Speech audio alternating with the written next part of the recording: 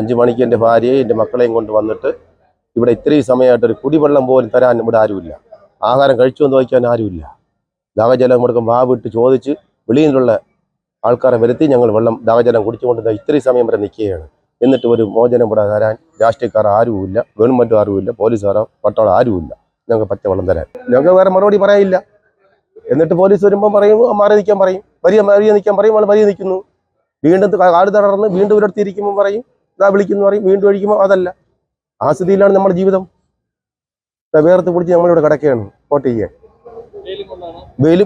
വെയിലോ അറിയാമല്ലോ ചൂടിന്റെ ഇതെന്തൊക്കെയാണെന്ന് പറഞ്ഞിവിടെ. ഇത്രയും പ്രതികരിക്കാൻ അവർ ആരുമില്ല. ഒരു ഗവൺമെന്റ് ഇല്ല, ഒരു പോലീസില്ല, ഒരു പട്ടാളം ഇല്ല, രാഷ്ട്രീയക്കാർ ആരുമില്ല. ഞങ്ങളുടെ ജീവിതം ഇങ്ങനെയാണ്. ഇപ്പോൾ വോട്ട് ചെയ്യും എത്ര മണിയായിരുന്നാൽ രാത്രി 10 മണിയായാലും ശരി തന്നെ. ദാഹജലം ഇല്ലെങ്കിലും ഞങ്ങൾ കിടന്ന് ഇരുന്ന് വോട്ട് ചെയ്തിട്ടേ പോവുള്ളൂ. ഒരു തണലില്ല, ഒരു പന്തലില്ല, ഒരു ടാർപ്പ കെട്ടിട്ടില്ല.